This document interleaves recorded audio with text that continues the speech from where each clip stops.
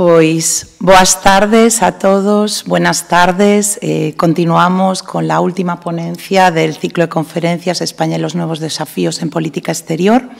Esta tarde tenemos el placer de contar con Xavier Lavandeira. Xavier Lavandeira, muchas gracias por acompañarnos. Y bueno, aprovecho también para darle un saludo desde aquí a mi amigo José María Laveaga, amigo común. Y bueno, pues muchísimas gracias también, José María, por haber hecho posible, entre otras cosas, ponernos en contacto con Xavier.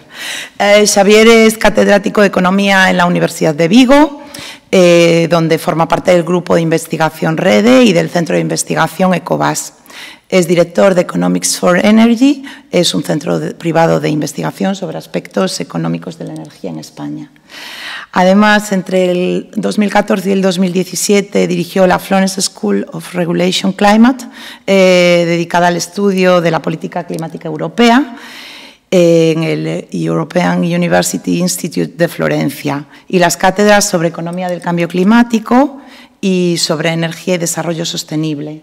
Además, es autor principal del Grupo Intergubernamental del Cambio Climático de la ONU, IPCC, para la elaboración de su quinto informe de evaluación, que ha sido del 2011 al 2014, y además del sexto informe, del 18 al 22, que recientemente pues, hemos conocido pues, a finales del año pasado y principios de este año. Bueno, creo que aún ahora en octubre se ha publicado un resumen.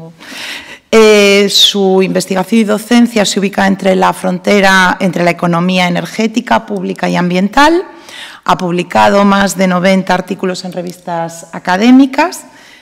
Ha escrito 5 monografías y unos 30 capítulos de libro, y sus trabajos se han mostrado y presentado en eventos académicos nacionales e internacionales.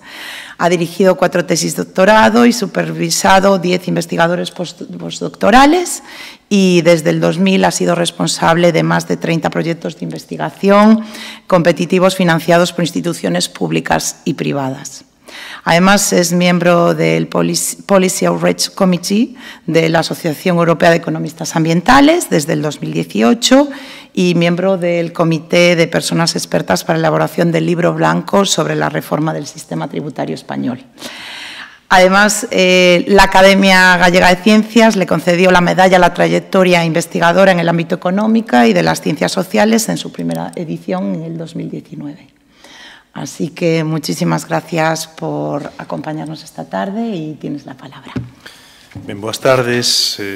Para mí es un placer estar aquí en la UNED porque, de hecho, uno de mis directores de tesis fue José María Laveaga y pues al que conocí en Londres y después estuve yendo muchas veces a la UNED, a la Facultad de Económicas de la UNED en Madrid. Después de mi facultad es probablemente el sitio en el que más he estado de la Universidad Española, ¿no? Días y trabajando con él, de manera que es un placer para mí estar aquí. Y bueno, pues me pide que cierre este ciclo hablando de un tema bastante candente y bastante poco popular, ¿no? En estos momentos, que es, bueno, ¿qué hacemos con las políticas climáticas en un momento explosivo de las políticas energéticas? Bueno, voy a intentar en estos 45 minutos aproximadamente dar una visión general de cómo estamos. Voy a hablar un poco pues, de las cuestiones clave en la mitigación del cambio climático, voy a hablar de nuestras políticas climáticas hoy en la encrucijada, voy a hablar un poco de qué está pasando en el mundo, en la Unión Europea, y voy a acabar aterrizando en España y hablando de ese libro blanco de reforma fiscal que desgraciadamente se presentó en febrero. Bueno, se presentó a principios de marzo de este año, pocos días después de que se invadiese Ucrania, ¿no? Y entonces, pues muchos temas quedaron absolutamente fuera de discusión y en particular los temas en los que yo estuve trabajando más en ese comité de expertos, ¿no? Temas energéticos y ambientales. Bueno, cuando los economistas hablamos de cambio climático, usamos un concepto que es muy básico, que es el de la externalidad. Esto es un fallo de mercado. El mercado no funciona correctamente, no es capaz Los economistas estamos siempre muy preocupados por los recursos escasos, cómo gestionarlos lo mejor posible, ¿no? Desde un punto de vista de eficiencia y también de equidad. Cuando hay una externalidad es que se gestionan mal en términos de eficiencia. Imaginaos una tarta, hay una parte de la tarta que se pierde, ¿no?, cuando hay una externalidad. Entonces, lo que queremos con las políticas... Y la externalidad es, digamos, que ese concepto que estudian todos nuestros alumnos en primero de carrera y que hoy en día es el deterioro ambiental. Cuando llega pues, un estudiante, y seguramente aquí a la UNED, en ese concepto va a hablar del deterioro ambiental, ¿no? ¿Por qué? Pues porque hay una empresa contaminante o un ciudadano que contamina, que está generando un daño y no está habiendo ninguna compensación. Hay relaciones entre dos agentes sin que haya compensación de ningún tipo. Cuando esto sucede, se da una externalidad. Fijaos, yo cuando voy a un supermercado, pues tengo una relación con el vendedor, recibo algo y pago algo, ¿no? Ahí el mercado está funcionando, ¿no? En este caso no. Y el problema es que, claro, las externalidades ambientales generalmente son bastante limitadas, ¿no? Y eran pues un poco nuestra fórmula de explicar este concepto, pero la externalidad climática es muy, muy complicada. Yo creo que esto también nos sirve para ver cómo los políticos a veces son incapaces de gestionar esto. No es que ellos sean malos o que no estén interesados en esto, sino que las características hacen muy difícil su gestión. Primero porque es inmensa. O sea, los daños de cambio climático son brutales. Segundo porque es global. Todos los países la sufren y todos los países la causan, algunos en mayor medida que otros. Entonces, si yo hago mucho, pero los chinos no hacen nada, tenemos un problema. Y tercero, porque es intergeneracional. Es un problema dinámico. Entonces, el problema aquí es que no tenemos a la generación futura. Ahora empezamos a tener a Greta por ahí, que está ejerciendo un poco ese papel, pero esa gente que va a sufrir sobre todo este problema no está aquí. Entonces, es como una situación perversa, porque se nos pide a nosotros que hagamos cosas que tienen costes económicos y gran parte de los beneficios van a ir al futuro. Y además hay irreversibilidades muy claras. Imaginaos que se están perdiendo pues, glaciares, se va a perder pues, tramos de costa, hay cosas que no se van a poder ya salvar, ¿no? Y esto es muy distinto de si queremos gestionar pues, no sé, la contaminación del Miño. Aquí puede estar súper contaminado, a lo mejor llega un momento en que hacemos un plan de choque, limpiamos, repoblamos y el río más o menos puede estar no exactamente igual que en época preindustrial, pero parecido, ¿no? Con esto no. Vale, entonces, fijaos, es un problema muy, muy complicado de gestionar. Y es un problema de tarta, ¿no? Cuando tenemos esto, quiere decir que hay una tarta muy importante que no estamos gestionando bien. Pero es un problema también de cómo se distribuye la tarta. Y esto, voy a poner dos ejemplos. Los países más ricos son los que más han causado este problema. Y por otro lado, son los que mejor pueden adaptarse a este problema. ¿Por qué? Porque tenemos pues, las tecnologías, tenemos dinero pues, para proteger nuestra costa con diques, en algunos casos podemos tener aire acondicionado. Y sin embargo, los países más pobres ni causaron este problema ni tienen muchas veces capacidad. Es un problema de equidad distributiva. Y esto sucede también dentro de la sociedad. Es decir, si en la sociedad gallega hoy los que más han causado el problema del cambio climático son los que tienen más capacidad económica, tienen más coches, lo usan más, bueno, tienen casas más grandes, tienen bueno, pues, piscinas, en fin, tienen un uso mayor de energía que muchas veces ha llevado a mayores emisiones. Y sin embargo, son también los que mejor se pueden proteger. Este año en España lo vimos, ¿no? Como las olas de calor en Madrid, en Sevilla, ¿quién estaba con capacidad de protegerse? Pues la gente con mayor capacidad económica, ¿no? La gente sin recursos tenía muchas dificultades. Por tanto, quiero empezar diciendo que a los economistas nos interesa mucho la equidad, no solo la eficiencia, ¿no? Y que nuestras políticas van sobre todo para proteger a este tipo de países y de personas, ¿no? Bueno, el problema también que tenemos con el cambio climático es que ya os podéis imaginar que necesitamos hacer una concertación internacional por todas las características que acabamos de ver, sobre todo la global y la inmensidad. Pero tenemos un margen de maniobra cada vez más decreciente. Y esto, pues, se puede... Yo os voy a poner alguna transparencia después que va a referirse a nuestras políticas, que es en lo que trabajo yo, pero desde un punto de vista de la ciencia, cada vez tenemos más evidencia de que es muy probable que estamos pasando ya muchos umbrales. que hacen que nuestros esfuerzos seguramente sean inútiles. Es decir, si yo, o sea, imaginaos, ¿cuál es nuestra racionalidad en estos momentos para luchar contra el cambio climático? Si yo emito menos gases de efecto invernadero, tendré menos concentraciones en la atmósfera y esas concentraciones causarán menos cambio climático. Entonces, pues mi variable de control es esa, ¿no? Las emisiones.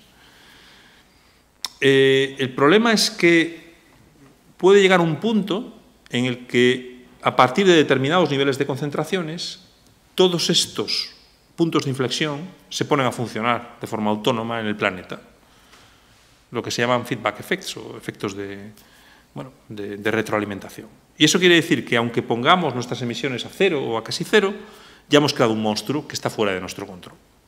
Esto es un problema muy serio. Después os hablaré, nuestro margen de maniobra, por tanto, es menor cada vez. Y estos que dicen que hay incertidumbres y que al final tendríamos que hacer mucho menos, porque... No, es que las incertidumbres juegan en nuestra contra, porque esta es ciencia relativamente reciente, que no conocíamos.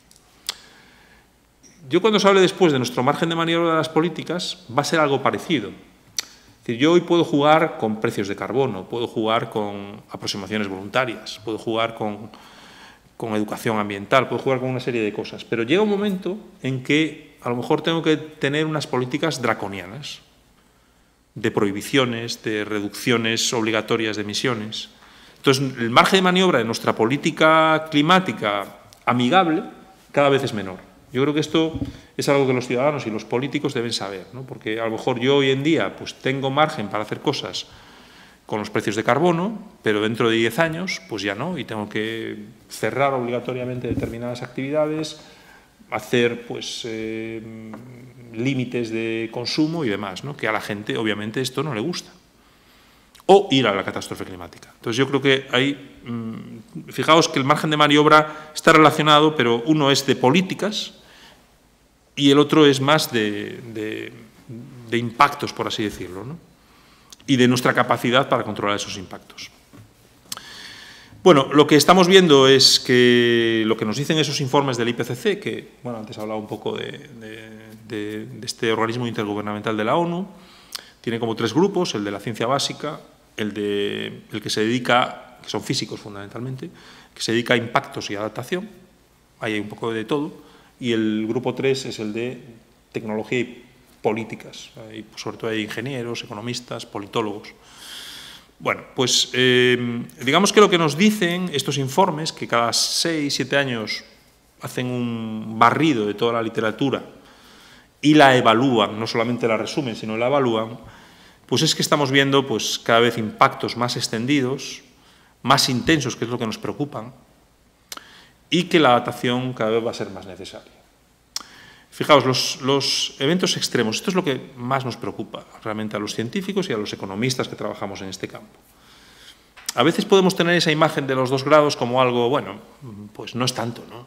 Si en Lugo suben 2 grados en media, bueno, pues a lo mejor incluso es positivo, ¿no? Pero no es así, no tiene que ver con esto. O sea, es 2 grados global, es decir, para todo el planeta. Quiere decir que en las zonas del hemisferio de los polos y de los hemisferios pues, más próximos a los polos va a ser mucha mayor el aumento en media. Y, por otro lado, también estamos haciendo medidas globales anuales. Es decir, o sea, que imaginaos, a lo mejor hay un momento, un evento extremo como el de este verano en Sevilla, donde tenemos olas de calor continuadas durante varias semanas, donde los registros de temperatura han subido pues, 10-15 grados con respecto a la media, ¿no? Entonces, claro, eso puede ser compatible con 2 grados, porque al final, si haces toda la media, son unos pocos días, pero eso es lo que causa daño. Hay muchísima más mortalidad, los datos que tenemos en España indican mucha mortalidad este verano, asociada a estas olas de calor, y tenemos también, pues, por supuesto, efectos, pérdidas de cosechas, bueno, lo habéis visto, ¿no? Se han perdido muchísimas cosechas en todo... Bueno, en toda España en general, ¿no? Asociadas a estos eventos extremos. Esto es lo que más nos preocupa en estos momentos y lo que estamos viendo es que estamos empezando solamente a ver la historia, ¿no? ¿Quién causa esto? Pues fundamentalmente el mundo energético. Fijaos, 2/3 de las emisiones globales que causan el cambio climático vienen del sector energético, incluyendo el transporte. Hay también el verde que veis ahí, sería el sector agrario, que también es un sector pues, bastante preocupante, no solamente porque emiten también ellos, sino porque en muchos países es un sector que el uso de la tierra, por ejemplo en la Amazonía o demás, puede ser catastrófico para el cambio climático, ¿no? Pueden cortar bosques, hacer un montón de emisiones y impedir pues, la captación de carbono. Y después pues, hay otras cosas por ahí, hay los residuos, hay la industria no energética, cemento y otro tipo de industrias, química también, que también tiene sus emisiones no energéticas. Pero lo gordo está en energía y uso de la tierra. Ahí es donde tenemos que concentrar nuestras acciones. Y lo que nos dice el IPCC es que no lo estamos haciendo. Esto es del grupo 3. Y si os fijáis, lo que estamos viendo es que todos los indicadores, todas las emisiones de gases de efecto invernadero están subiendo en los últimos años. Entonces, no es compatible con lo que necesitamos, ¿no? Que es realmente algo pues, mucho más duro, que es esto. O sea, para cumplir con ese aumento de temperatura de 1,5 grados o 2, no podemos seguir subiendo, no podemos estar en esta trayectoria como estamos ahora, sino que tenemos que hacer una bajada brutal. Es más, una bajada a plomo. ¿Os dais cuenta? Estas son las emisiones que deberíamos tener para ser compatibles con 1,5 grados. Ahí veis un poco lo que os decía yo, ¿no? De que nuestras políticas cada vez tienen menos margen. Si yo sigo emitiendo mucho, ya mi capacidad de emitir más se reduce. Entonces tengo que bajar emisiones a cero. Y esto no contando que pueda haber los efectos feedback de los que nos habla la ciencia cada vez más, ¿no? Bueno, la situación es muy, muy preocupante porque lo que estamos viendo es que las emisiones están aumentando. Y las políticas que están aplicando muchos de nuestros políticos llevan a un aumento de las emisiones también. A día de hoy, pues precisamente para luchar contra esa crisis energética. Bueno, pero ¿cómo funciona el tema? Para que entendáis nuestra arquitectura contra el cambio climático, contra esa externalidad tan global. Pues básicamente tenemos una convención marco y tenemos una serie de acuerdos específicos que cuelgan de esa convención marco. El actual es el Acuerdo de París del año 2015. Estos acuerdos se toman en esas COPs. ¿Os acordáis? Siempre a finales de año, ahora la próxima va a ser en Egipto, siempre hay una reunión de las partes de esta convención marco y ahí, pues, en algunas se llega a un acuerdo internacional. Y en otras, pues, se desarrollan esos acuerdos o se perfilan esos acuerdos, ¿no? Entonces, el Acuerdo de París pues, supone un cambio muy importante con respecto al de Kioto, que fue un desastre, ¿no? Porque simplemente se centró en los países desarrollados y dejó fuera a China. Y eso pues, hizo que las emisiones se disparasen de una manera tremenda, ¿no? durante los años 90, fijaos, y principios de siglo. Pero el problema del Acuerdo de París es que es un acuerdo voluntarista. Es decir, son los países los que deciden cuáles son sus objetivos y sus políticas. Entonces, comunican a la Convención Marco tanto sus objetivos de emisiones como sus políticas, y a partir de ahí la Convención Marco, pues, sobre todo, añade todos los objetivos y ve si son compatibles con 2 grados o menos. Bueno, pues a día de hoy, esas contribuciones nacionales determinadas, esas comunicaciones de los países a la Convención Marco, nos sitúa más bien en torno a 3 grados de aumento de la temperatura. Lo bueno del Acuerdo de París es que puede pedir a los países que hagan pues, objetivos más ambiciosos. No necesitamos firmar un nuevo acuerdo. Pero aún así, pues, estamos viendo que el voluntarismo pues, no está funcionando, ¿no? Y lo más preocupante es que, y lo estamos viendo en España, por ejemplo, lo estamos viendo en otros países europeos, podemos tener objetivos súper ambiciosos al año 30, 40, 50, con políticos tomando decisiones que van en contra de esos objetivos, ¿no? Subvenciones a fósiles y demás, ¿no? Entonces, fijaos que ya no solamente es una cuestión de objetivos, podemos tener objetivos que son compatibles con esa descarbonización a 2050, que es lo que nos permite más o menos mantenernos en esos 2 grados, pero después no tenemos las políticas adecuadas, ¿no? Fijaos qué problema tan grave tenemos, ¿no? Bueno, siento dar esta información, pero bueno, pues es lo que hay. Es que realmente no puedo venir a contaros otra historia. Esto es lo que hay, ¿no? Entonces, bueno, pues el informe, fijaos que lo que nos dice es que el último informe del IPCC, del Grupo 3, que sí que estamos teniendo políticas climáticas más fuertes, pero muy desiguales, incluso algunas de ellas, pues parece que como que consiguen cosas, pero después, como a lo mejor aumentamos el uso energético, incluso en esos países que tienen las políticas climáticas, pues aumentan las emisiones. Y dice una cosa que yo creo que es muy importante y que os quedéis con esta copla, ¿no? Y es que las infraestructuras fósiles que tenemos no harán posible que podamos llegar a 1,5 grados. Esto es muy importante, ¿no? Porque sobre todo cuando la gente habla, bueno, pues me quieren poner impuestos, yo os hablaré después un poco de los impuestos, ¿no? Y veréis que hay algunos lobbies por ahí que nos machacan, en particular a nuestro capítulo de medio ambiente, ¿no? El lobby de la automoción, de la aviación. Entonces, claro, la historia siempre es la misma, ¿no? Queremos hundir el país, somos unos radicales y queremos penalizar a la gente. No, o sea, lo que se quiere es cambiar ese stock.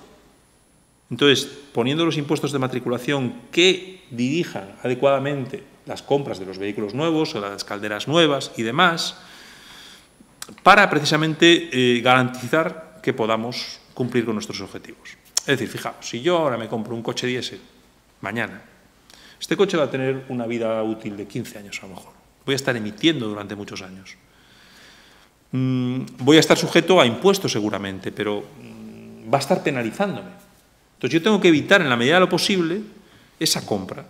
Y como un coche diésel, pues también la caldera de gas y otra serie de stock que está asociado a emisiones muy largas, ¿no?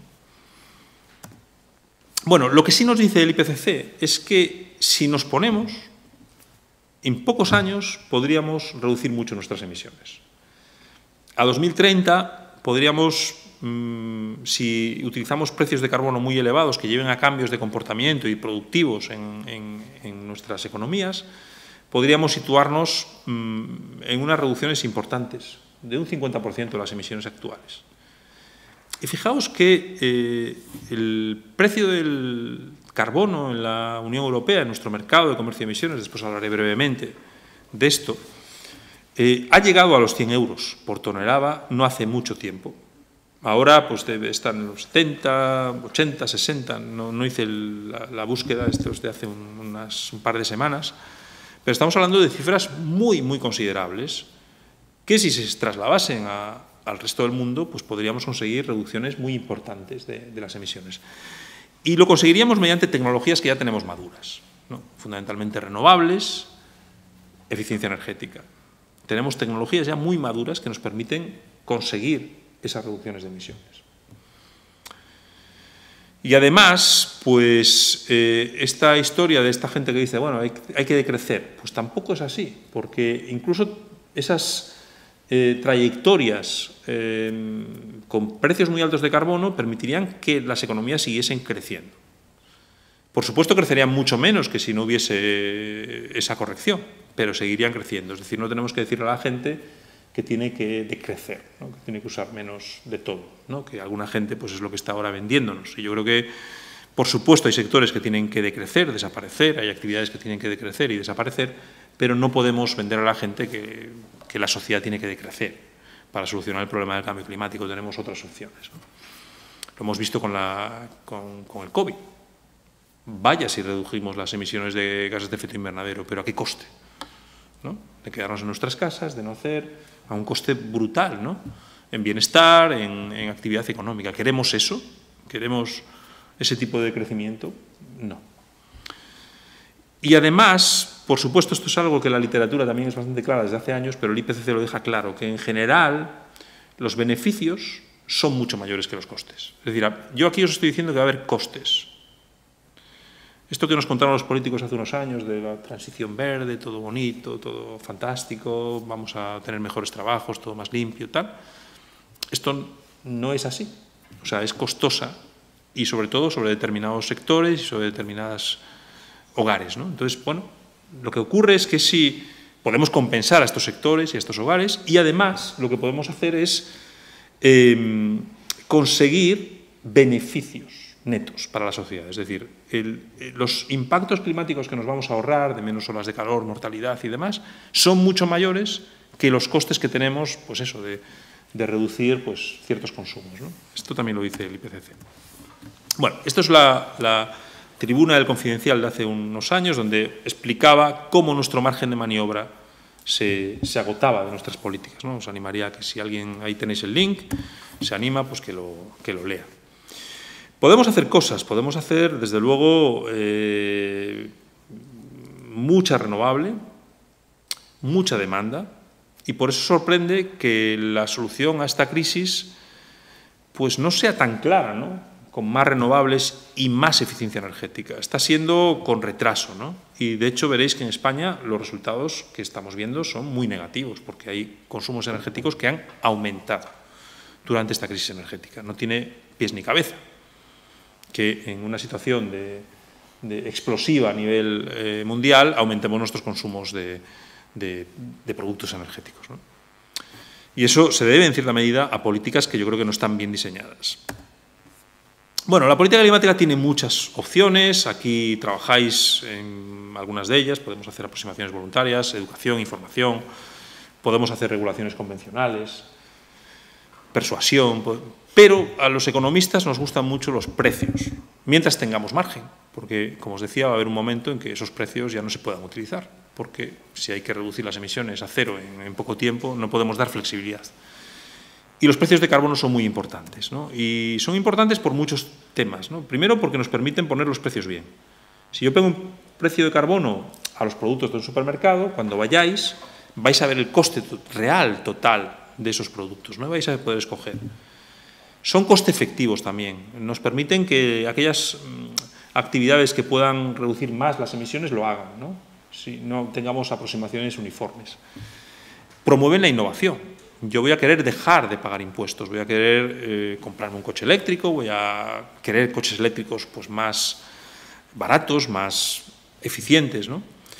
Y además, fijaos, obtienen recursos públicos. Un impuesto de carbono obtiene recaudación. Un mercado como el europeo, que es de subasta, obtiene muchos recursos que después pueden utilizarse para compensar a sectores y a familias, o puede incluso utilizarse para fomentar nuevas tecnologías, ¿no? Esas políticas de I+D o de inversión. Bueno, veis que hay muchos países que tienen estos precios. Europa, desde luego, tiene muchos precios, impuestos y el mercado de carbono del que os hablé antes, y son precios que funcionan. Hemos visto, por ejemplo, que aquí cerca hay una central térmica que en determinado momento la empresa decidió cerrarla por este precio de carbono, tan mal visto por algunos ecologistas o por algunos fundamentalistas, ¿no? No, pues esta empresa cerró. ¿Y os imagináis a la vicepresidenta llegando y diciendo esta empresa tiene que cerrarse en Aspontes? Ni de broma. Es una decisión empresarial porque deja de funcionar de forma competitiva. Tenemos que tender a eso, que hagamos pues, transiciones que el propio sistema económico nos lleve a cerrar, a abrir nuevas actividades y, desde luego, podemos compensar y debemos compensar pues, a Aspontes, a toda esa gente que se compró engañada seguramente esos camiones para trasladar el carbón y demás, ¿no? Y veis también que el propio sistema eléctrico británico, gracias a un impuesto extra sobre las emisiones de carbono, pues dejó de utilizar carbón en el país del carbón. Fijaos que hace menos de 10 años casi el 50% de la generación eléctrica británica era con carbón. Y estamos ya en situaciones en las que prácticamente eso se había sustituido completamente por otras alternativas, gas, renovables, etc. Bueno, tenemos también precios internos de carbono en las empresas. Yo aquí no voy a entrar porque no tenemos tiempo. Podemos hacer mucho con eficiencia energética. Claro, es poco atractiva para los políticos, ¿no? No es abrir una planta renovable, pero es muy necesaria, ¿no? Y hay muchos problemas que impiden su consecución. Pues, por ejemplo, que los precios energéticos no sean lo suficientemente altos para que la gente quiera invertir, que la gente no tenga información, no sepa que realmente va a ahorrar mucho dinero instalando una caldera de condensación o una bomba de calor. que haya problemas de principal agente. Fijaos, imaginaos que vosotros sois propietarios y tenéis alquilado a unos estudiantes o a alguna gente aquí en Lugo vuestra propiedad. ¿Qué incentivos hay para vosotros de hacer mejoras ahí? Pocos, porque no pagáis las facturas, las pagan ellos, ¿no? ¿Y ellos qué incentivo tienen? Pues tampoco mucho, porque pues al final a lo mejor están un año y se van, no van a invertir en aislamiento. Tenemos que resolver todo este tipo de problemas, ¿no? Hay problemas muy serios de acceso a capital. Hay gente que a lo mejor no tiene dinero para comprar una caldera de condensación o cambiar su instalación. Tenemos que concentrarnos en ellos y no en ayudas generalizadas, como está pasando en España desde hace muchos años. Fijaos que estas ayudas generalizadas benefician a los que más tienen, que muchas veces harían ese cambio ya. Es lo que los economistas llamamos no adicionalidad. ¿Quién está disfrutando de las ayudas a los coches eléctricos en España? La gente con más capacidad económica. Os voy a enseñar después algunos datos que nos indican que gente que tiene más capital para poder acceder a esos vehículos, que lo haría, está llevándose prácticamente todas esas ayudas. Tenemos que limitar esas ayudas y concentrarlas precisamente en el grupo de gente que necesita ese acceso a capital. Tú a una persona de renta alta le das 5.000 euros, fantástico, bien, me viene bien. No me soluciona nada, pero bueno, bien, 5.000 euros me rebaja, ¿no? 5.000 euros a una persona de poco nivel económico no le resuelve nada. Tenemos que concentrar todo y si podemos dar ayudas de 15.000 euros a esos grupos de menor capacidad económica, ¿no? Y a los otros, pues no, porque pues, alguien como yo pues, puede pagarse un coche eléctrico, ¿no? Y seguramente lo haría. Entonces no tenemos adicionalidad. Eso tampoco es bueno, porque queremos políticas que lleven a mejoras ambientales. Bueno, muchas cosas que podemos hacer en eficiencia energética, no tengo tiempo, aquí tenéis la presentación después. Esto es un estudio muy interesante que hicimos con Inditex, en sus tiendas, un experimento que hicimos con Inditex, y que lo que les demostramos a los de Inditex es que las soluciones tecnológicas están muy bien, de tener sus tiendas inteligentes, las máquinas controlando todo, pero el ser humano tiene mucho que hacer, ¿no? El comportamiento humano. Entonces, lanzando medidas muy suaves de información a los responsables de tiendas, conseguíamos reducir mucho las emisiones, ¿no? Bueno, mucho, no mucho, pero reducir las emisiones. No mucho porque eran medidas muy suaves. Imaginaos si somos capaces de poner incentivos a salarios o cosas de estas, ¿no? Bueno, podemos hacer mucho, sector comercial, sector residencial, y el político tiene que ponerse aquí. Yo creo que este es un sector muy clave, ¿no? Bueno, por supuesto, innovación e inversión. Necesitamos tecnologías limpias, baratas, lo antes posible, no solo para nosotros, que también, sino sobre todo para el resto del mundo. Entonces, fijaos, cuando me preguntan la política climática europea, ¿qué debe aportar al resto del mundo? Yo creo que dos cosas. Cosas que han funcionado aquí en nuestras políticas y no las que no han funcionado. Entonces, pues los chinos, por ejemplo, nos han replicado el mercado de carbono. Tienen un mega mercado de carbono. Esto gracias a que nosotros hemos innovado con esto, hemos hecho unas políticas buenas y otros países nos están siguiendo.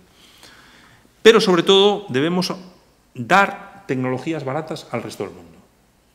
Que los indios, que los africanos sean capaces de sustituir sus tecnologías contaminantes o las nuevas tecnologías que necesitan para tener acceso a energía con tecnologías limpias y muy baratas.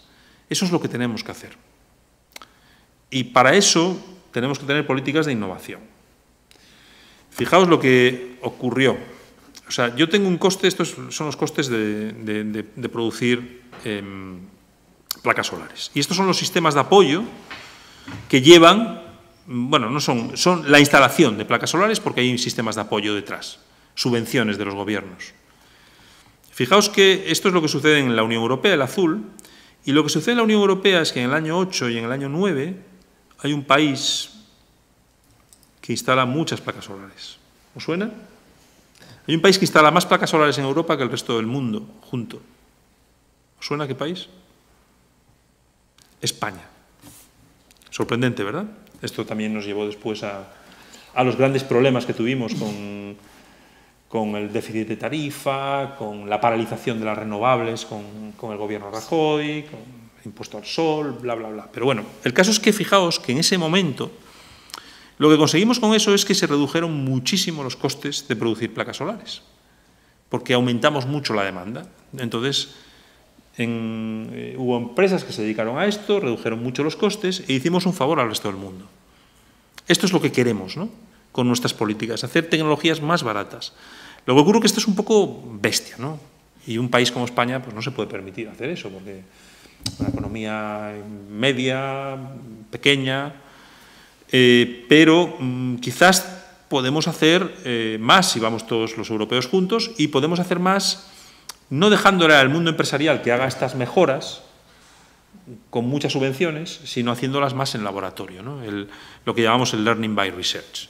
O sea, yo quiero poner, ¿os acordáis en Galicia que al principio eran unas eólicas que eran malísimas, muy pequeñas, que no eran nada competitivas en el mercado? Les dábamos muchas ayudas en los años 90, desde la Xunta, y después cada vez las vimos más y más grandes, ¿no? Pero claro, es un proceso muy, muy costoso para las arcas públicas, ¿no? En nuestro caso, para las arcas gallegas, nos costó bastante esa apuesta por las renovables, ¿no? Entonces, es mejor, seguramente, ir a otras opciones. Bueno, en el mundo, pues estábamos viendo mejoras en Estados Unidos, en China, en Japón, con objetivos más o menos equiparables a los nuestros. Y estábamos viendo también que, bueno, pues que muchos países estaban intentando salir de la pandemia con programas verdes. Pero en esto llega la crisis ucrania y nos encontramos con unas implicaciones que yo creo que es lo que más os interesa en estas sesiones, ¿no? Unas implicaciones pues muy negativas, ¿no? ¿Por qué? Pues porque todo esto que os acabo de contar, que es muy preocupante, queda un poco de lado y se da una prioridad a la seguridad y asequibilidad, es decir, precios de energía relativamente asequibles para los consumidores y seguridad, ¿no? Pero para hacer esto, sobre todo lo segundo, se generalizan los subsidios fósiles. Y además empiezan a oírse cantos de sirena del tipo: vamos a construir un MidCat que va a llevar gas natural desde España al norte de Europa, gas natural que es un combustible fósil. Vale, a lo mejor en el futuro sí viene el hidrógeno, pero... Y hay otros países que están construyendo pues, a pasos forzados pues, instalaciones de, bueno, pues de preparación del gas líquido, y que es un gas también fósil, ¿no? Entonces, yo creo que tenemos que tener mucho cuidado con esto. Yo creo que es un error absoluto. La asequibilidad tenemos que conseguirla de otra manera, con subvenciones mucho más dirigidas a los grupos que lo necesitan, tanto empresariales como hogares, y evitar pues, cosas que son pues, un poco absurdas, ¿no? Y es que de repente nos encontramos con que en España, fijaos que esta es la evolución de los precios, que en cierta medida están después subvencionados, y os encontráis aquí con que pues el consumo de la gasolina ha aumentado durante todo este proceso. Y el diésel pues, tampoco se queda muy atrás. Es decir, en una situación explosiva, esto es del informe del Banco de España, el último informe del Banco de España trimestral, que lo que nos indica es mucho cuidado porque estamos haciendo políticas inadecuadas. Estamos aumentando consumos de energía en medio de una crisis, ¿no? Estamos aumentando nuestras importaciones de petróleo cuando es súper caro, y estamos consumiendo y enviando un montón de recursos fuera, en parte pues para financiar también la máquina de guerra rusa. Bueno, en la Unión Europea, pues, ¿qué estábamos haciendo? Pues esto es nuestra... ¿Tendré 10 minutillos más, quizás? Sí, por supuesto. Pues esta era nuestro CND, nuestra contribución al Acuerdo de París. No hace España la comunicación de objetivo y política, sino que lo hace la Unión Europea en su conjunto. Entonces, tenemos unos objetivos muy, muy serios del 55% de reducción de emisiones para 2030, con aumento de renovables, eficiencia energética, interconexiones, muchos de ellos aumentados en el Parlamento Europeo durante este proceso. Y de hecho, tenemos un paquete que salió el verano pasado, que se llama Fit for 55, preparados para 55. No es el año 55, sino es ese 55% a 8 años, casi a 7 años vista, ¿no? Que es muchísimo. Entonces, bueno, en estos momentos, pues, este Fit for 55 pues, está intentando pues, avanzar con muchas dificultades en el Parlamento Europeo, pues en el Consejo, en la propia Comisión, porque no ayuda la situación de crisis energética.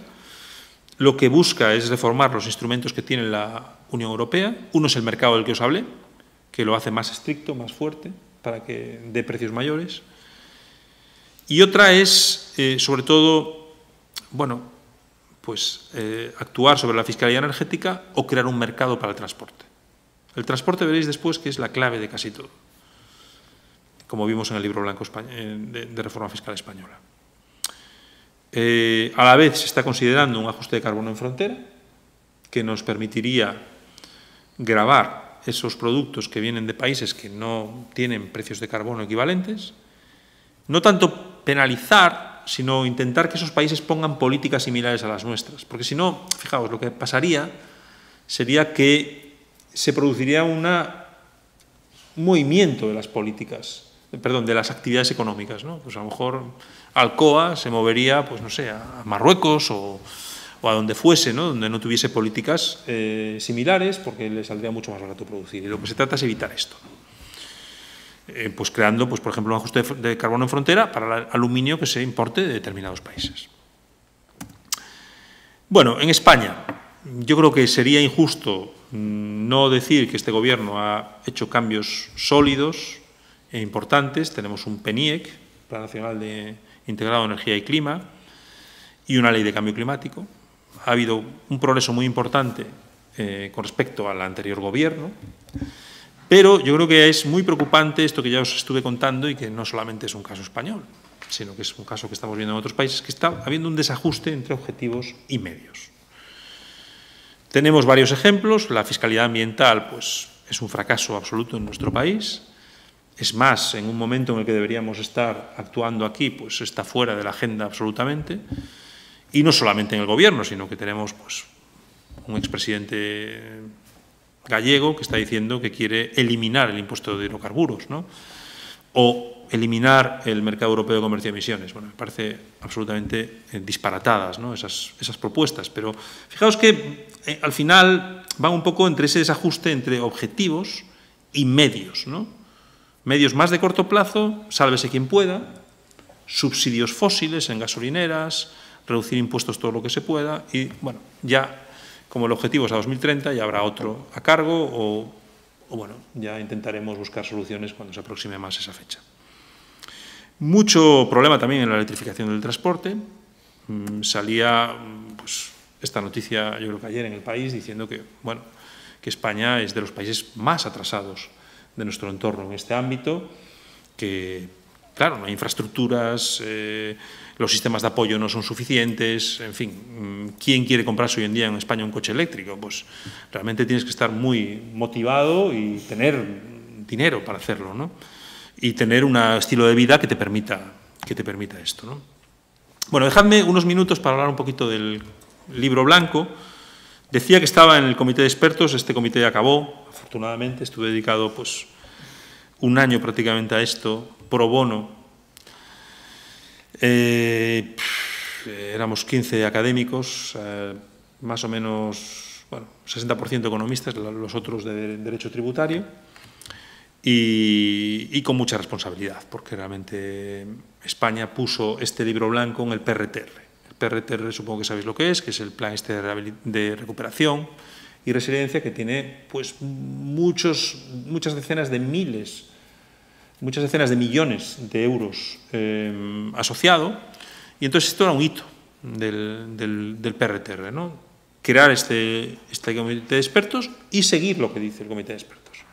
Entonces, ¿qué ocurre? Entregamos nuestro dictamen hace unos meses y Hacienda básicamente lo que hace es, como hay esta gran crisis, lo mete en un cajón, ¿no? Bueno, ya os podéis imaginar la cara que nos queda a algunos después de estar dedicados tanto tiempo a esto, ¿no? Y sobre todo después ver políticas que van realmente en contra de lo que proponíamos, ¿no? Bueno, el diagnóstico: España cierra la clasificación de países con imposición ambiental, solamente por delante de Luxemburgo e Irlanda, dos países que yo creo que no son ejemplo fiscal en absoluto. Y lo que hicimos fue, bueno, aquí no somos, pues, ambientalistas o alguien como yo que me he dedicado a esto y que quiere vender el producto como sea. No, no. Vamos a buscar los objetivos ambientales españoles, objetivos comprometidos por España, y vamos a ver cuáles están alejados.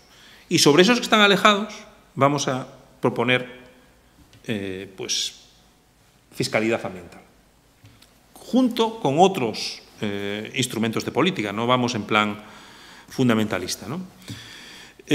Hablamos de cuatro grandes áreas. La electrificación sostenible.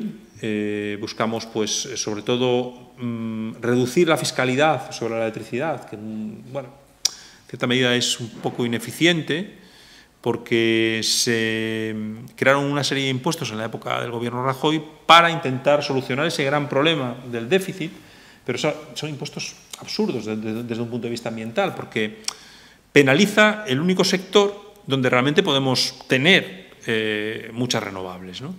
Entonces, ahí proponemos que esto se modifique y, en cambio, pues hacemos muchas propuestas en el ámbito de la movilidad, no para penalizar, como nos dicen los lobbies de la automoción, sino pues, precisamente para ese efecto stock, ¿no?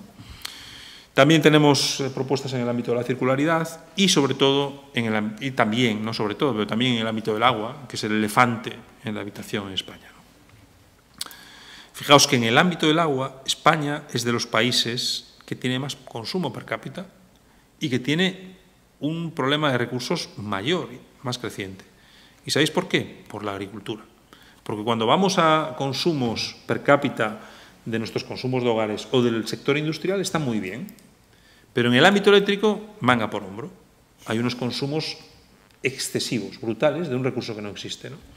Ahí realmente hay que actuar, seguramente con fiscalidad y con otros instrumentos también. Pero claro, ¿quién se mete con el sector agrario en España, ¿no? Bueno, fijaos, esto es un editorial que firman el director general de ANFAC, la vicepresidenta ejecutiva de Faconauto, el director general de Sernauto, la secretaria general de Aresdor, bla, bla, bla, y que dicen que básicamente nuestro capítulo pone en riesgo el futuro desarrollo de la automoción, queremos penalizar a las familias y, bueno, que básicamente somos poco sensatos, ¿no? Es lo que viene a decir en esta tribuna publicada en Expansión. Bueno, claro, el problema es que esto está en el libro blanco y lo que indica, con datos de los propios constructores de vehículos europeos, es que el conjunto de impuestos de los países que reportan sobre vehículo, incluyendo todo, es decir, no solamente incluye el impuesto de matriculación, sino incluyendo todo, es el más bajo. Hay otros países que seguramente tengan menos, pero no lo reporta este. Bueno, ¿es serio esto? No lo parece, ¿no? Que la propia ANFAC, con datos de su patronal a nivel europeo, nos venga con ese razonamiento. Pero, claro, el problema es que este sector genera un montón de daños ambientales, genera un montón de problemas de contaminación local. Es el sector que más emite de gases de efecto invernadero en estos momentos. Necesitamos un cambio radical para proteger al propio sector, para que este sector pueda seguir produciendo en España. Necesita orientarse hacia las nuevas fórmulas de movilidad. No podemos estar fabricando diéseles en España, porque esto no tiene ningún futuro, ¿no? Entonces, yo creo que es muy decepcionante ese tipo de comportamiento y quizás más decepcionante todavía el de las aerolíneas, ¿no? Que hace un par de semanas o 3 presentaron en Madrid pues, un informe de Deloitte, por cierto, no disponible en su momento, en las que seguían un argumento similar. Uno de los impuestos que nosotros proponíamos sobre los billetes de avión decían que iba a hundir el sector turístico español, el PIB español y que queríamos acabar con el sector. Bueno, totalmente. Yo creo que cualquier persona que piense en ese impuesto de 7,8 euros por billete sabe que no va a tener esos efectos. Este es un sector muy preocupante que no tiene tecnologías adecuadas para descarbonizar porque se ha visto pues, sin fiscalidad energética hasta hoy. No paga fiscalidad energética, todos pagamos fiscalidad energética pues, en nuestras casas, en nuestros vehículos, la industria, y esta gente pues no paga, ¿no? Entonces, pues cuando les dices que tienen que pagar queroseno y que tienen que pagar un impuesto para moderar demanda mientras no desarrollan tecnologías compatibles, pues te vienen con que vas a hundir la economía española, ¿no? Fijaos que Además, y esto me permite salir con algo que estuvimos comentando, que son las compensaciones. ¿Sabéis qué quiere hacer esta gente? Pues esta gente lo que quiere es, yo como no tengo tecnología, si no puedo descontaminar, ahora están empezando ya a ponerse las pilas, a desarrollar tecnologías porque ven que les viene pues, realmente mucha más regulación. Pero hasta ese momento ellos lo que decían es, yo voy a intentar mejorar con eficiencia energética, mejorando mis rutas y compensando, es decir, plantando árboles. Tampoco serio, ¿no? Tampoco serio. Yo creo que no podemos ir con este tipo de propuestas, porque si no, ¿por qué, no sé, el sector eléctrico no sigue la misma táctica, ¿no? Bueno, yo no instalo renovables y, en cambio, compenso las emisiones de Aspontes, por ejemplo, con árboles, ¿no? O, bueno, pues cualquiera de nosotros, ¿no? Es decir, las compensaciones están bien, pero no centrales para esto, ¿no? Fijaos algo también que decía ANFAC, que yo creo que estaban muy enfadados porque no seguimos su sugerencia, que era eliminar el impuesto de matriculación. Claro, ellos lo que venían a decir es, nosotros estamos a favor de los impuestos ambientales, pero no de matriculación. Entonces, ¿qué están diciendo? Y claro, todo ese grupo, que son los de los concesionarios, coches de alquiler, bla, bla, bla, toda esta gente lo que te está diciendo es, oye, yo quiero vender mi coche. Y después, bueno, pues el que se enfrente con impuestos más elevados de circulación municipal o de diésel y gasolina, pues ya claro, no es serio, ¿no? No es serio porque precisamente tú quieres, con el impuesto de matriculación, dar información a mucha gente que no la tiene, que va al concesionario y que le venden una moto con un impuesto muy bajo, ¿no? No, lo que se trata es que ese impuesto oriente, fijaos, ese cambio de stock, ¿no? Que es tan necesario. Entonces, bueno, pues medidas de flexibilidad donde tú le digas, oye, pues este coche pues no es deseable, ¿no? Que te interesa mucho pues porque te gusta ese tipo de tecnología y aún tenemos margen, pues vale, pero vas a pagar más. Lo que no tiene sentido es, bueno, yo te vendo el coche y después llegas a Lugo y te encuentras con un clavazo y con que no puedes entrar con el coche en ningún lado y con que aún encima pues tienes un montón de problemas de todo tipo, ¿no? Yo creo que no es serio y por eso nosotros defendimos ese impuesto de matriculación, no para penalizar al sector, al revés, para fomentar un sector productor más limpio también, ¿no? Bueno, esto es el tipo de cosas que hicimos en el libro blanco, que está disponible, que yo creo que se lee bien, tiene un capítulo de 150 páginas de medio ambiente, y lo que hacemos es mucho calcular impactos ambientales y recaudación, y después hacemos también mucho análisis distributivo. Y con esto yo creo que voy a ir acabando. Y es, ¿quién paga? Por ejemplo, este es un conjunto de bajadas de la electricidad y de subidas de impuestos varios sobre gasolina, diésel y gas natural. Veis que realmente el perfil distributivo es negativo. Esto es la organización por decilas, ¿de acuerdo? Es decir, la gente más pobre está por aquí y la más rica está aquí. Entonces, veis que cuando subimos los impuestos todo el mundo pierde un porcentaje de su renta.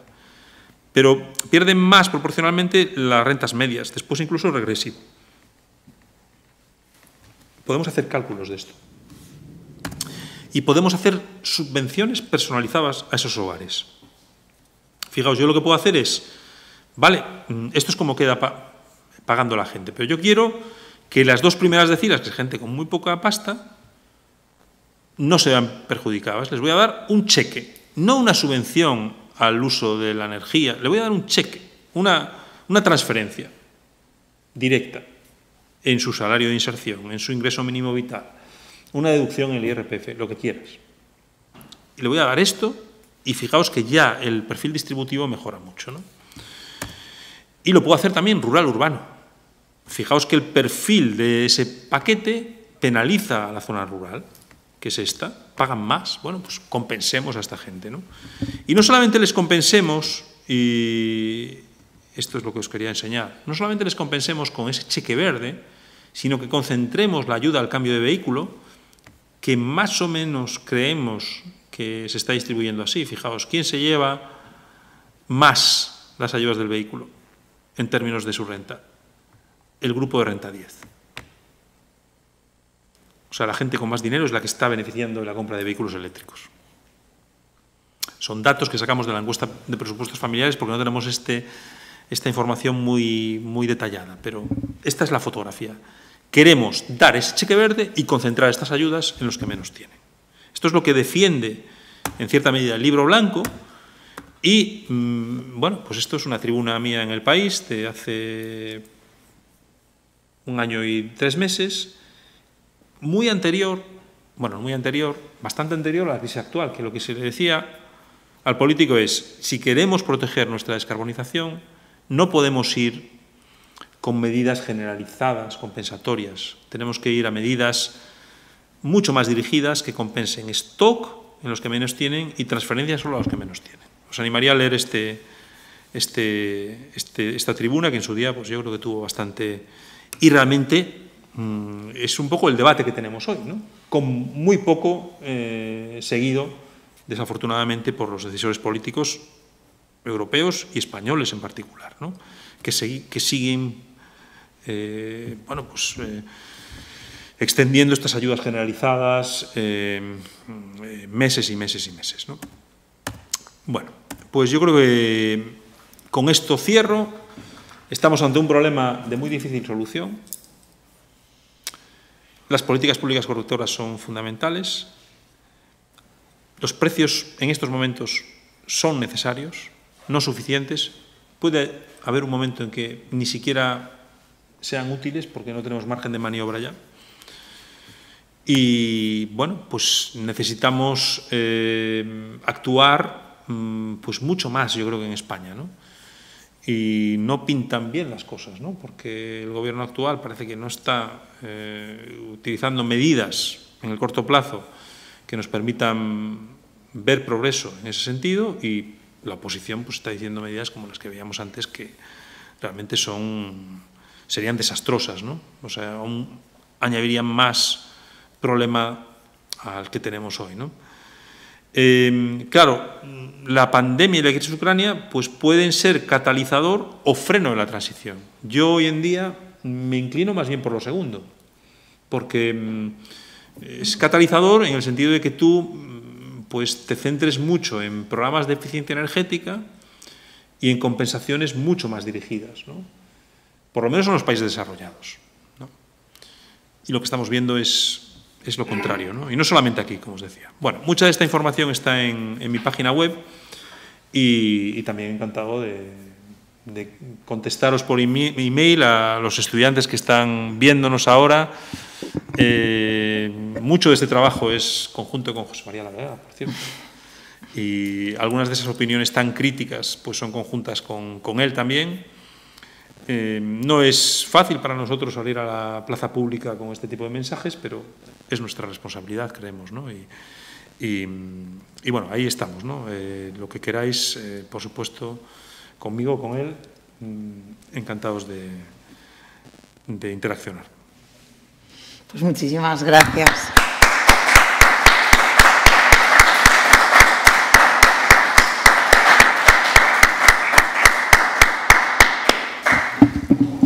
Muchísimas gracias, Xavier. Ha sido un placer escucharte y ahora, si alguno de nuestros asistentes, tanto a través de la vía virtual como a través de la vía presencial, quieren formular alguna cuestión, pues abrimos el turno de preguntas. Vale, pasamos el micrófono, por favor. Sí, pero no nos escuchan sí. en el otro lado. Ahora sí, ¿no? Ahora sí. Muy bien. Estamos de acuerdo en que tienen que ser así las cosas, pero no van a ser, o va a ser muy difícil que sean. Últimamente se está hablando mucho del desarrollo de la fusión nuclear. De esos 30 equipos, 40 equipos que están trabajando constantemente para lograr que la fusión se realice con costes razonables, ¿cómo puede influir eso y el hidrógeno en el futuro del cambio climático? Bueno, pues, a ver, el hidrógeno es una tecnología que creemos que va a jugar un papel importante. Primero porque es capaz es un vector energético que puede servir a determinadas demandas industriales, de transporte, y sobre todo también nos puede permitir almacenar, ¿no? Imaginémonos que tenemos mucha renovable instalada en Galicia y almacenamos, pero claro, aún tenemos bastante incertidumbre, ¿no? Ese hidrógeno verde gallego va a ser competitivo con el que hagan en el norte de Europa. Vamos a tener... Todavía es una buena idea, pero tenemos que perfilarla más. Yo haría...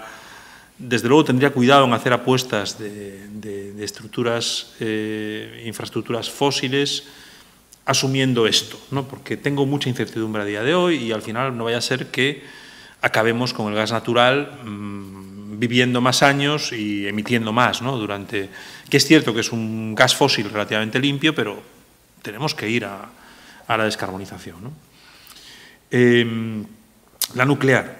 Claro, la nuclear tienes varias opciones. Una de estas es esta tecnología que llevamos años como pensando que puede ser el futuro, pero realmente parece que no se avanza, ¿no? Sería una tecnología en teoría más limpia, más segura, pero de momento sigue siendo una promesa, ¿no? Y la otra tecnología que tenemos, pues es una tecnología que tiene varios problemas. También se está hablando de que, bueno, que va a jugar un papel, que puede jugar un papel, y es posible que juegue un papel, porque puede haber países emergentes que necesiten, que no les llegue con las renovables y que necesiten, y lo estamos viendo ya en China y en otros lugares, que necesiten pues estas tecnologías no carbónicas lo antes posible, ¿no? ¿Qué problema tiene la energía nuclear? Pues yo creo que tiene dos problemas. Uno, los residuos. Es un problema muy serio, que no sabemos muy bien, son residuos de miles de años de vida y que tenemos que almacenar, que cuidar.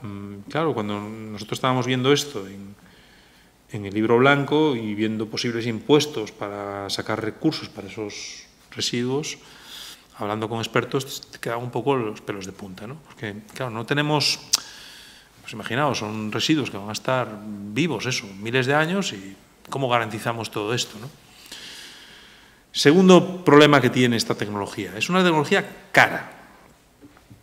Es mucho más cara que nuestras tecnologías renovables a día de hoy. Es que tenemos pues prácticamente tecnología eólica y solar competitiva ya. Entonces yo me tengo que meter a construir nuevas centrales nucleares teniendo esas tecnologías renovables relativamente baratas. Yo lo dudo. Otra cuestión es que yo diga, bueno, pues puedo extender un poco más el periodo de vida de mi parque nuclear en ciertos países, pues mientras no desarrollo esas fórmulas de almacenamiento o esas tecnologías renovables más baratas. Pero yo desde luego creo que es posible que la nuclear en algunos lugares tenga futuro. Desde luego entre nosotros yo creo que no, porque además estamos viendo que los sobrecostes de esas centrales nucleares que están en proceso en Finlandia, Reino Unido y en otros lugares son elevadísimos. Y estamos viendo los problemas que está sufriendo Francia en estos momentos, ¿no? Que están generando además problemas sobre nosotros, que tenemos que suministrar electricidad para cubrir ese gap, ¿no? Y tiene que ver pues, con un sistema nuclear teóricamente muy seguro y muy robusto que está dando muchos problemas de diversa índole, ¿no? De mantenimientos, de que las olas de calor la afectan, en fin, de muchas... Entonces yo creo que es mejor no seguir por ahí. Concentrarnos en otras opciones. Desde luego, claro, tenemos que buscar almacenamiento, ¿no? Porque si no, pues podemos tener mucha renovable, pero no útil cuando la necesitamos, pero es posible, ¿no? De todas formas, yo quería incidir en el tema de la fusión, porque creo que en el suplemento del País de hace 2 domingos o así, que entrevistaban al director del equipo de Oxford, un ingeniero de Ferrari, que hizo campeón del mundo Ferrari en temporadas pasadas, decía que la fusión estaba operativa en 10 años. Y los problemas de residuos, sí, pero fíjate y decía que era fundamentalmente un problema de los lobbies, claro. Ya, pero fíjate que el problema es que si tú vete a la prensa y busca declaraciones de estos expertos de la fusión de hace 10 años, de hace 20 años, y entonces todos decían en ese momento, en 10 años tenemos la tecnología, ¿no? Es simpático, pero te animaría a que lo vieras, ¿no? Entonces, bueno, ojalá, pero no lo sé. Tampoco soy un experto yo, no soy un ingeniero, ni... Lo que sí que los números no dan. Los números no dan. ¿De acuerdo? Porque tenemos... Y además, claro, es que queremos gastar lo mínimo posible. Esta es un poco la idea también, ¿no? De hacer la descarbonización a mínimo coste para la sociedad. No queremos gastarnos millonadas en centrales nucleares, ¿no? De forma innecesaria. A mí me gusta mucho el tema ese de la fusión, lo seguía muy de cerca durante una temporada, y es verdad que el problema está en los costes energéticos de la creación del plasma. Entonces, claro, tú tienes que crear un campo magnético muy potente en el que confines ese plasma. Entonces, el consumo energético para realizar ese proceso y luego también la capacidad de los contenedores, de los toros electromagnéticos, donde vas a meter ese plasma, también es complicado, es complicado. Así que, bueno, yo creo que aún ahí queda muchísimo trabajo por apoyar, que a mí desde el punto de vista de ingeniería es un tema que me interesa. Nos comentan aquí que, claro, que una de las pegas que se ponen a la energía eólica, que es una de las que tenemos como fuentes pues renovables con tecnología disponible, es el impacto en las aves. ¿Y qué opina Xavier sobre este tema? Bueno, pues obviamente no es el único impacto negativo que tienen las eólicas, ¿no? Y yo creo que lo que tenemos es que intentar bueno, pues considerar, minimizar esos impactos, ¿no? Lo que ocurre es que yo creo que en estos momentos nuestro margen de maniobra en el ámbito energético, si empezamos a tener plataformas antirrenovables, sea solar, eólica, en todos lados, como estamos viendo en España y en otros países, no sé, la verdad es que no sé qué podemos hacer. Porque, claro, el problema es que la nuclear, pues, aparte de tener mucha oposición, tiene problemas. La eficiencia energética tenemos también problemas, pues, para avanzar. Y después, bueno, pues no tenemos tecnologías, o sea, si tenemos mucha dificultad de instalar renovables, pues vamos a tener un gran problema porque necesitamos todo y más, ¿no? Entonces yo creo que seguramente tendremos que pensar que primero en soluciones, por ejemplo la eólica marina, ¿no? Que tengan menos impacto y que visual, incluso sobre la fauna y sobre... claro, si de repente los pescadores también nos bloquean, pues tenemos un problema, ¿no? Pero bueno, imaginémonos que la marina tiene gran potencial, pues vayamos por ahí, y después pues la terrestre, bueno, pues protejamos zonas realmente singulares y garanticemos que las instalaciones son muy respetuosas y desmontables, ¿no? Yo creo que esto es muy importante porque lo bueno de estas tecnologías renovables es que se pueden desmontar. Es decir, si tenemos tecnologías buenas en el futuro, todos estos montes de Lugo que realmente están muy penalizados a día de hoy, pues podemos quitar esas palas, ¿no? y devolverlos a la situación previa, ¿no? Entonces yo es el mensaje que me gustaría dar, porque es que si no, hay que decir que si al final paramos por el efecto sobre las aves, no tenemos alternativas, ¿no? Parece que hay otra pregunta entre el público. Adriano. Muchas gracias. Bueno, en primer lugar, felicitarle por la exposición, que ha sido muy clara, sobre todo para los profanos, que es mi caso, que no... yo, después de escucharle, me he quedado con un par de sensaciones. La primera es que no hay soluciones buenas. Todas las soluciones parece que tenemos que elegir entre el mal menor para afrontar la catástrofe climática. Pero hay una cuestión que he cogido al vuelo, que es con relación a la polémica, bueno, la problemática que se suscita en relación a la construcción del MidCat. y que convertiría a España en el epicentro y en uno, según se escribe, yo lo digo desde luego desde la ignorancia, si no lo digo como experto en la materia, en absoluto, todo lo contrario, como siempre espectador, ¿no? Pero la sensación que da es que España tiene esa potencia gasística de regasificación y que el MidCat podría convertir a España en la herramienta esencial de sustitución con relación a Argelia y con relación a otros países que son servidores de ese gas, y que convertiría a España en una, vamos a decir, que estaríamos perdiendo una oportunidad histórica si al final ese proyecto no se aborda. Pero la sensación que da después de su exposición, que repito que ha sido muy clara, muy didáctica, y yo creo que toca los aspectos más esenciales, es que, teniendo en cuenta que el gas es una energía, es un fósil, el MidCat podría suponer una inversión económica importante y relevante, pero que en unos pocos años, teniendo en cuenta que tendríamos que sustituir esa energía que es contaminante, al final el MidCat quedaría inutilizado. España perdería esa oportunidad histórica que algunas personas defienden, y que, por lo tanto, da la sensación, por su exposición, yo no sé si es así o así lo ha querido transmitir, o si no es así, por favor, corríjame, da la sensación de que no tiene mucho sentido abordar ese desembolso y esa perspectiva y esa arquitectura gasística que nos convertiría en una referencia, ¿no?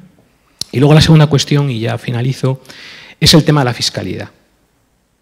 Quiero decir, da la sensación de que cuando se habla de combatir el cambio climático todo el mundo aplaude, pero cuando hablamos de la presión fiscal y de la presión tributaria, todo el mundo se pone a silbar hacia arriba, como que no va conmigo, la cuestión no va conmigo. Y tengo la sensación también de que el mensaje de presión fiscal es más disuasorio que pedagógico. Es decir, da la sensación de que queremos gravar legítimamente, dicho sea de paso, legítimamente, para disuadir. Cuando no se trata de disuadir o de no disuadir, sino se trata de afrontar una catástrofe climática con cooperación, con solidaridad, con responsabilidad y con sentido común.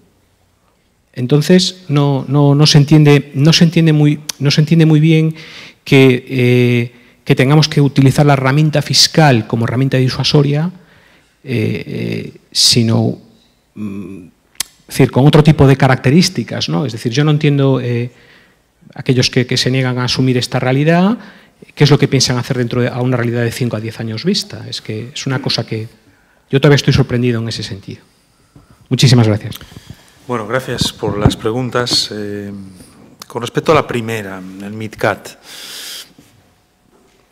yo creo que tenemos que ser cuidadosos con esto, ¿no? Porque es cierto que pues tenemos una red muy buena de regasificadoras frente a lo que sucede en otros países europeos, y además tenemos pues problemas geopolíticos con el norte de África, con Rusia, otros países europeos, y entonces, bueno, pues esto suena bien, ¿no?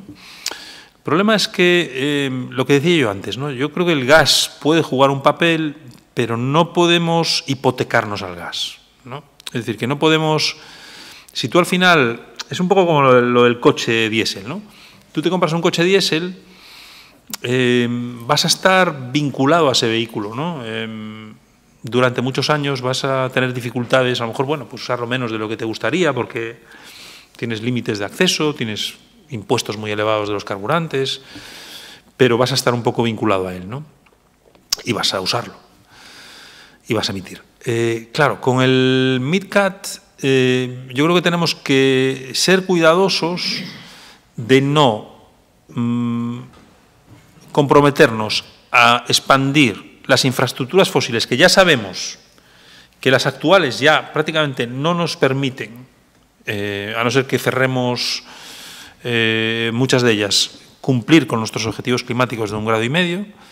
no queremos añadir más, ¿no? Yo creo que este es un poco el argumento que yo utilizaba, ¿no? Y ahí, pues, esto, pues, efectivamente puede perjudicar a medio plazo, corto plazo, los intereses españoles y la capacidad española, pues, de resolver un poco este problema geopolítico, pero, claro, otra cosa es que podamos utilizar esto en el futuro para el hidrógeno verde. Entonces, ahí la cosa cambiaría, pero en estos momentos yo tengo dudas de que esto vaya a ser así, de que en el futuro esta infraestructura pues sea útil en ese sentido, ¿no? Y por ello yo insistiría en ser lo más precavido posible. Nuestro margen de maniobra es muy, muy pequeño, no podemos ahora aprovechar esta crisis, pues, para expandir nuestro stock de fósiles, para subvencionar los fósiles, etcétera, etcétera, porque ya no estamos como hace 10 o 15 años, es decir, estamos en una fase todavía peor y con unos impactos climáticos crecientes, ¿no? Y que tal vez se nos vayan de las manos en el futuro, ¿no?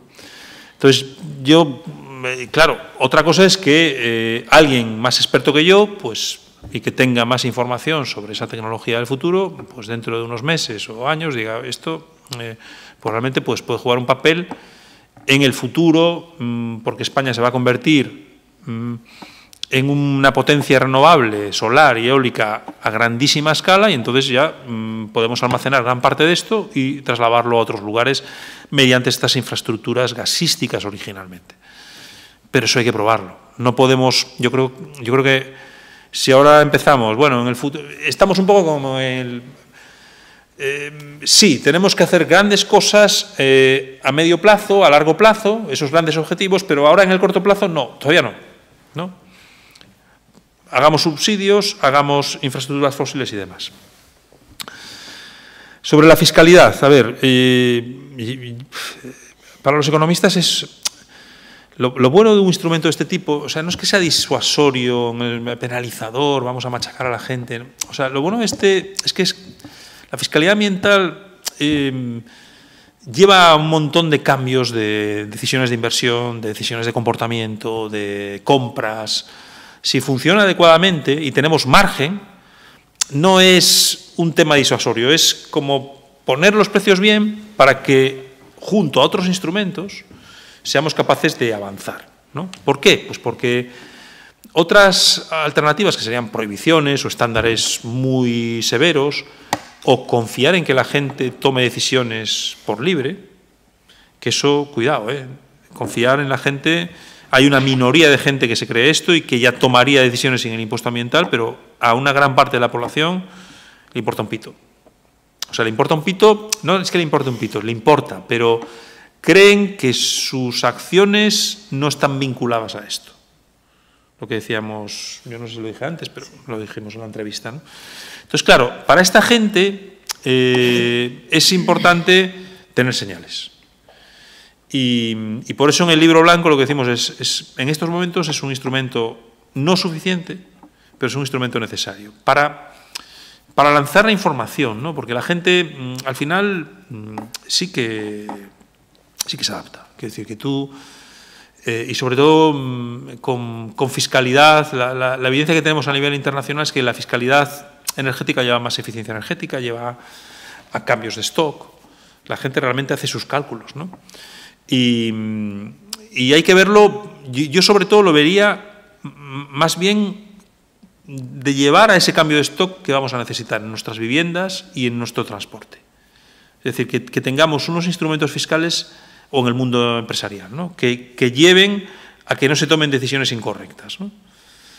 Por ejemplo, aquí tampoco comenté lo del precio interno de carbono, pero algunas empresas lo que están haciendo es, muchas empresas ya lo están haciendo, en España y en otros países, es en sus decisiones de inversión introducen un precio sombra de carbono. Entonces, calculan los beneficios y los costes de esa inversión y meten el precio de carbono como algo a pagar. Y entonces, proyectos que quedarían antes dentro, quedan fuera porque no salen. Sale pues un neto negativo, un neto mucho menor que otros proyectos, ¿no? Entonces, fíjate que es un instrumento que están utilizando ya y que, por ejemplo, empresas como Ferrovial han cambiado, gracias a ese instrumento, su portfolio de capital, ¿no? Sus inversiones, ¿no?, en los últimos años. Es un instrumento muy potente mientras podamos usarlo. Claro, si de repente tú tienes pocos recursos, tienes un vehículo que te acabas de comprar y te vienen con impuestos penalizadores, disuasorios y no puedes, es un problema. Pero para eso necesitamos compensaciones a lo mejor que te permitan sobrevivir y una política que te lleve a un cambio de comportamiento y de stock, ¿no? Pero vamos, no es...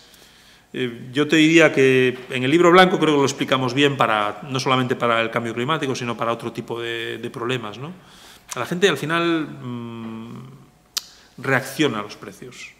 Si pones un precio de recogida de basura con medición, la gente deposita menos basura, recicla más. Todo el mundo, no solamente el concienciado, ¿no? Entonces yo creo que tenemos que ir tendiendo a esto. Por supuesto, no es la única opción. Tenemos que tener otras alternativas en funcionamiento.